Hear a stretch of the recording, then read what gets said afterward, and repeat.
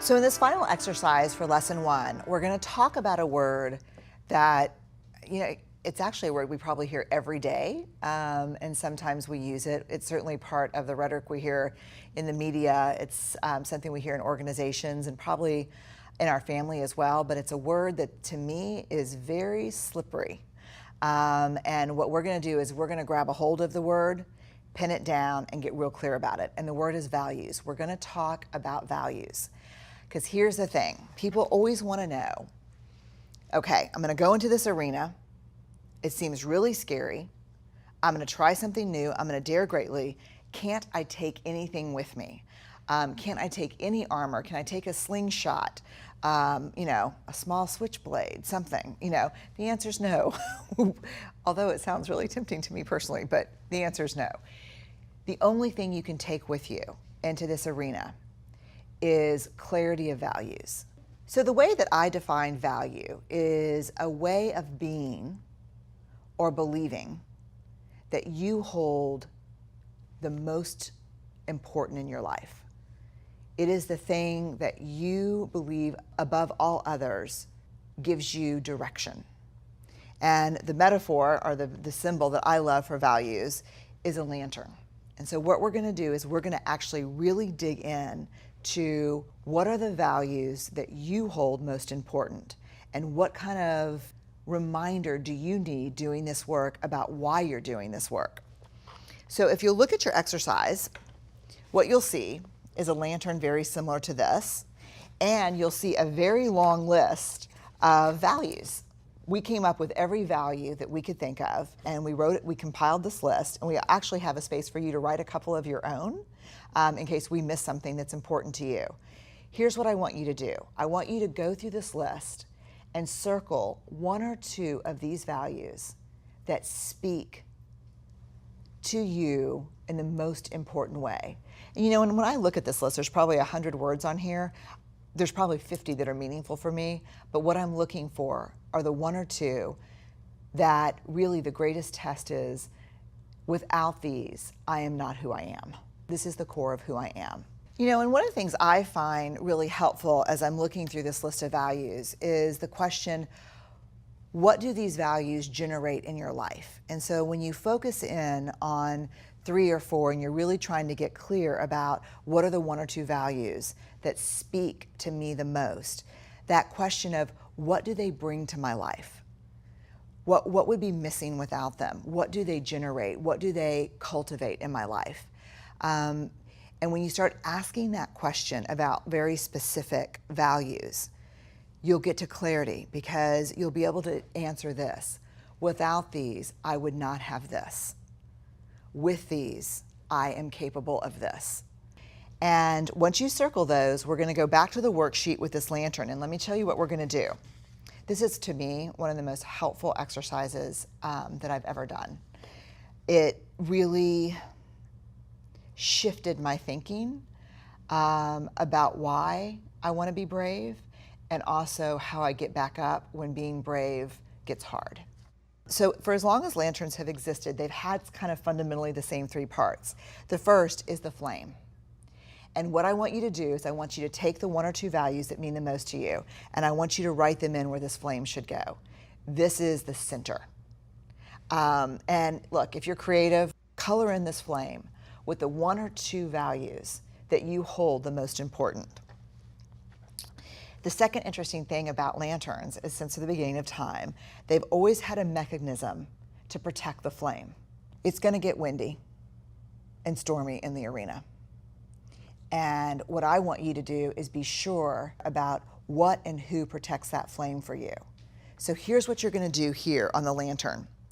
You're going to write down the names of the people and the behaviors in your own life that protect that flame.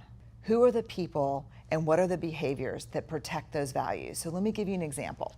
For me, faith is one of my core values. And the behaviors that protect that for me, finding time to meditate every morning is a way that I keep that flame of faith alive. My relationship with Steve and our kids, we share that value. And so our daily practices of saying grace or, being engaged in a faith community, those are all parts of that. So we've got the flame, which are our 1 or 2 values, and we've got the protective shield, the people and behaviors, our own behaviors that protect that value.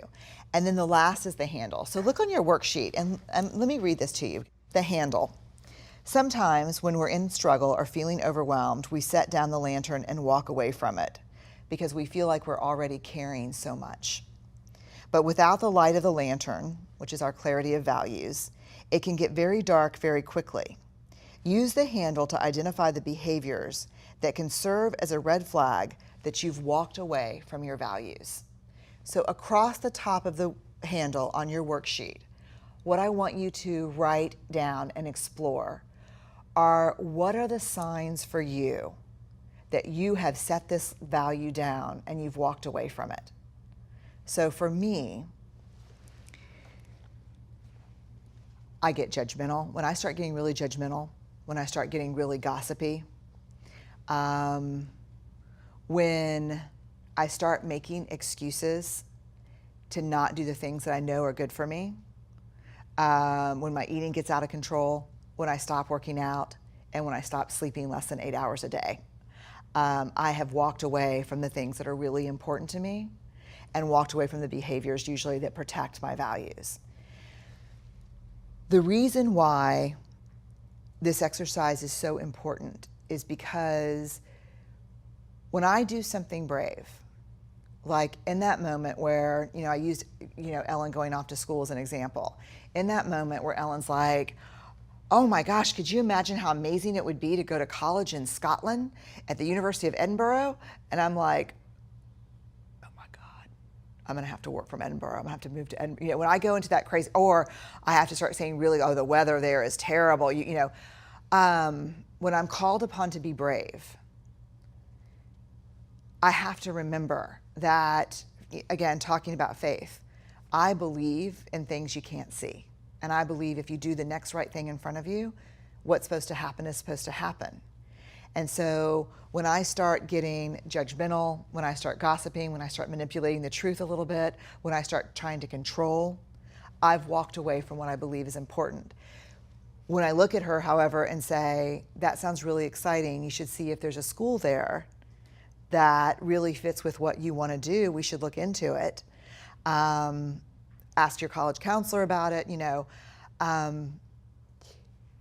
When I do that, I know that I'm in my integrity, I'm aligned with my values. But it feels so hard that without the reminder that this is what I'm supposed to be doing because this is what I believe in, it becomes very, very difficult. And so we talk about values, but we don't. Very few people, if you stop them on the street and asked, what are the 1 or 2 values that are most important to you, could answer that question. We need to be able to answer that question doing this work. The last one on the worksheet is, when was a time you embodied your most important value? My other value actually is courage. And so for me, it's very helpful to think of a moment and write down a moment when that was brave. And the last time for me, in terms of the courage value that I can remember embodying that, was having a very tough conversation with someone that was important in my life about why I was not willing to do what they were asking me to do. And it's important to be able to reflect, because let me tell you how that felt. It felt like crap. It felt uncomfortable. And so it's a great reminder that when I'm in my value, it's not always comfortable. It's just right. So work on these 3 exercises. Make sure you complete the values exercise before we move on to lesson 2. If you want to revisit your arena, you can do that throughout the class. I would just like for you to get really specific by probably before week 3. And permission slips, you can go back every week, because you're gonna be thinking to yourself, oh man, I need permission to do this next.